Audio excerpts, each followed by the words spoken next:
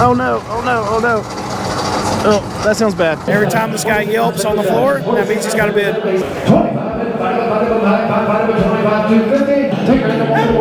So when I see him sitting here for a long time, I'll point him out. Got this one right here. It's now week 5. I don't know if you see that smoke coming out of it. This is what a bad oil leak looks like. And another one, no sale, but that front end's dragging. So your auctioneer's got some screens right here. You have somebody else working on a laptop.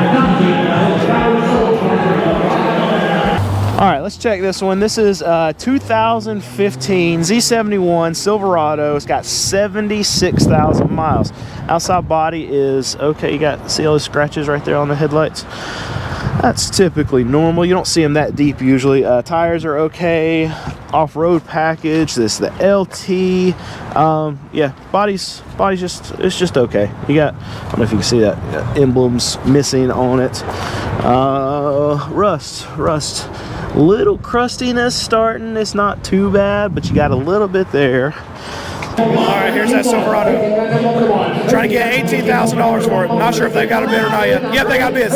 Up to $18,300. Oh, dropped it up $20,000. Check the inside.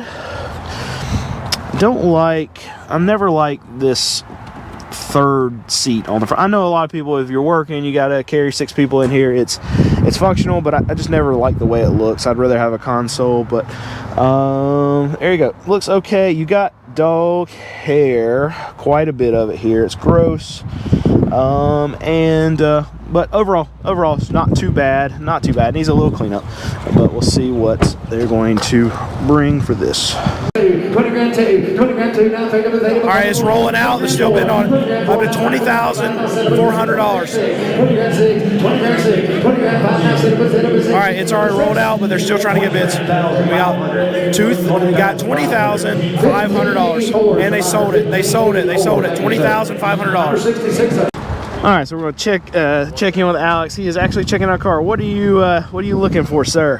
Milkshake. That does not bring all the boys to the yard. Yeah, so this actually looks like just dark oil. Yeah. We're fine with oil that hasn't been changed in a while, but we don't want anything milky, anything like that. So check it under the hood. This is probably too new for us, but he thinks we can't buy this. I would assume we can also not buy this. Yeah. Just in case. He said just in case it's a good deal. But the reason why he's saying that is because we have a client base that we sell to, that we only buy cars that we can sell for $5,000 and under. So this is a 2014 Subaru with 176,000 miles.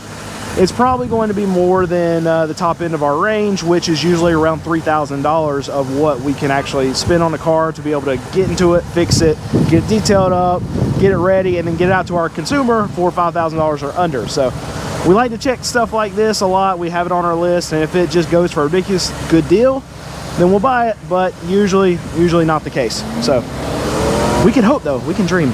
So when I see him sitting here for a long time, I'll point him out. Got this one right here. It's now week 5, I think, that it has run through this auction and no sold. So this is it's an ongoing theme with a lot of dealers, especially around this time of year.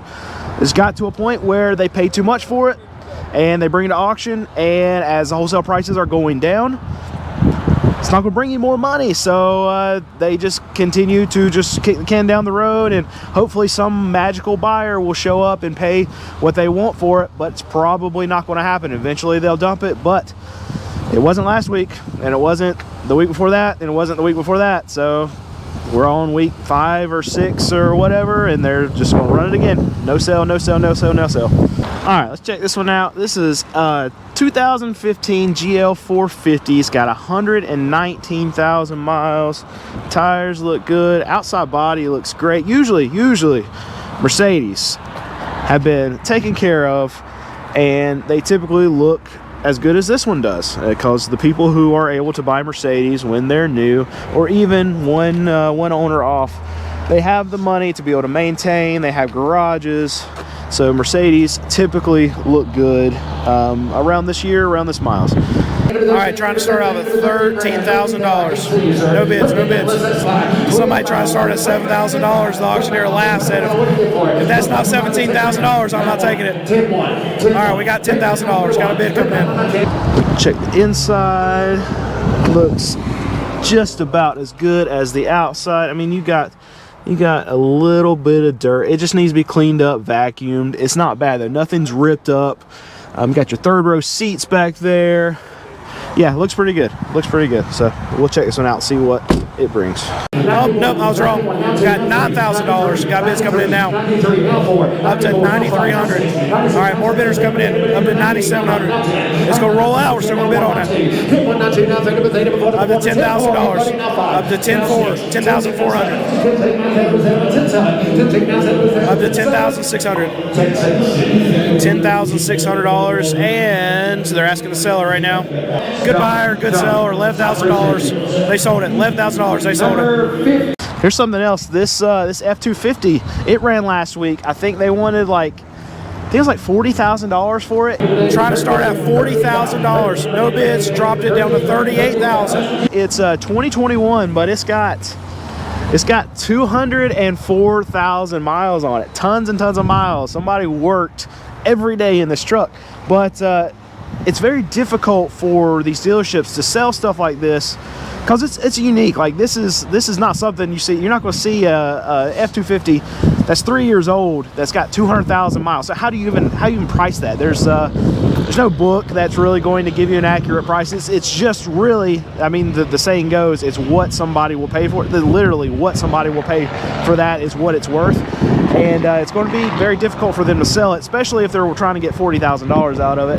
And another one, no sell, but that front end's dragging. Here's a Mazda, and I'm always getting questions about Mazda, so we're going to check it. I think it's, you know what, I'm not even going to guess. I'm not sure. I'm not well versed on these models of Mazda. Let's see what we have here. We have a CX-5.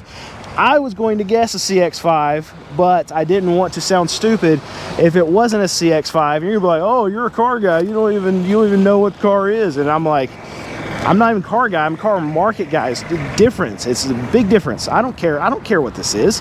I care what the values of the types of vehicles around this range are going for as it relates to the business that I'm trying to run and the information I'm trying to give you. I don't care about this car. I don't know what it is. CX-5. That's what I was going to guess, but yeah. Anyway, CX-5. It's got 98,000 miles. It's 2017. Outside body actually looks good. It looks good. I already walked around it once while I was whining to you about it. But yeah, pretty good. It's tires are good. Tires are good. Here's that Mazda. Try to start at $12,000. No bidders. Dropped it down to $9,000. The inside looks terrible. How's the outside look that good and the inside is that bad? Oh my goodness, people, what are we doing? What are we doing in these cars? That's gross. That's gross. What are you doing? Are you just... Is a kid just getting back here and just dumping all of their chocolate milk straight into the seat? Is that what happens? And why is it only in the middle? You know what? Oh, I don't want to touch it. I bet this is like vinyl, and this outside looks more leather, and this looks like it's not leather. So the inside portion of the seat is catching all the nasty kid stuff. Let's hope that's what it is. Let's hope it's chocolate milk. But it's up here too. All right, this family. This is a big family of chocolate milk drinkers. That's what we're going to say. It's all chocolate milk. I'm done in that car. Gross. Gross, gross, gross. We even want to see what it brings? Yeah, we'll write down. We'll write down. I'll show it. Oh, we got bids coming in now. Up to $9,500. Up to $10,000. It's rolling out. We're still bidding on it. Up to $10,600. Up to $11,000. All right, we're still on the Mazda. It's already way out. We're still bidding on it. Up to $11,500. $12,300. Up to $12,400. They're still bidding on it. $12,500. Sold it $12,000. I don't even remember. It's on the screen. That's how much they sold it for. So I'm going through checking all of these nasty cars, and I've had viewers send me stuff like hand sanitizer to protect me. You don't have to do that, but the least you could do while I'm jeopardizing my health going out here to show you these vehicles, just hit the subscribe button. It's free to you. Please just hit it for me. All right, two more. Camaro and Camaro. That's convertible, and this one is straight drive. Automatic, no, not automatic. What am I saying? Manual. You say straight drive a lot, and straight drive to me means stick shift, and a lot of people don't know that. Yeah, it is stick shift, and no sold. That one's been here for weeks and weeks and weeks, and this one was here last week and didn't sell.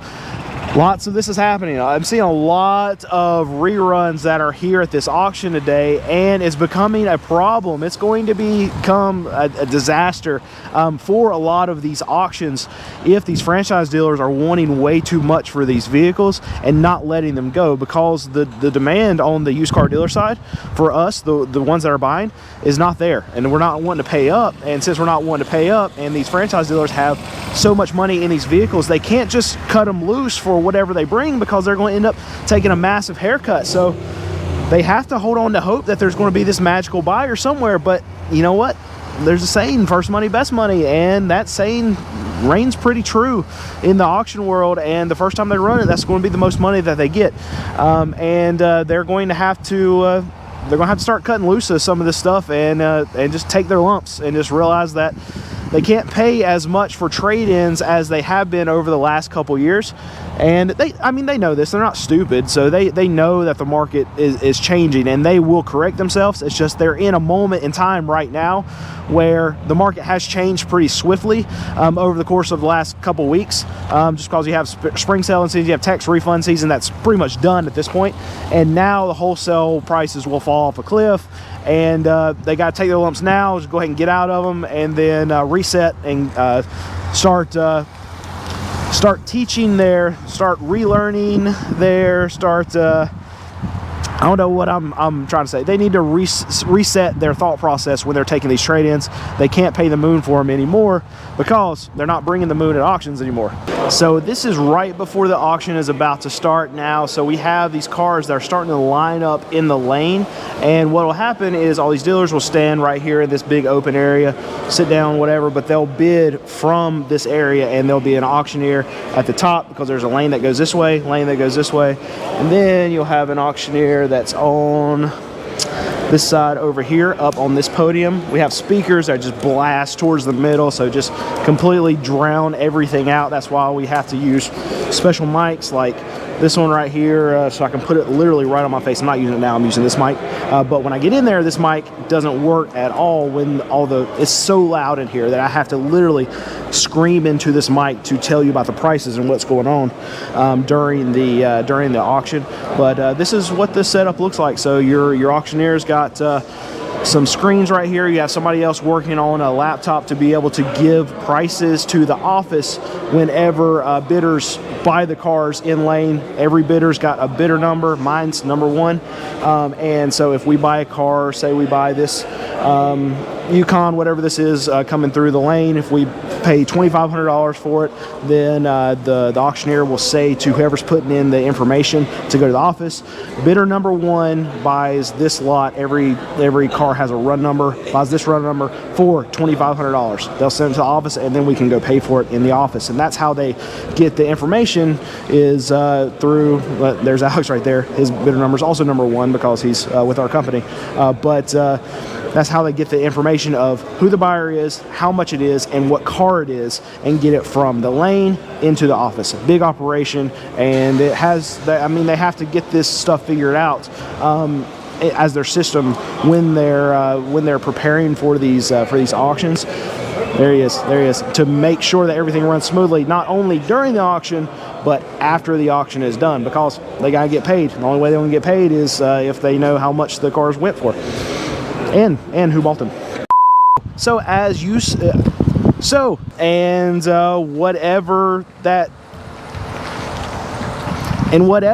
this one now also says pull, and what that means is that they literally have to pull it through the auction to get it to go through.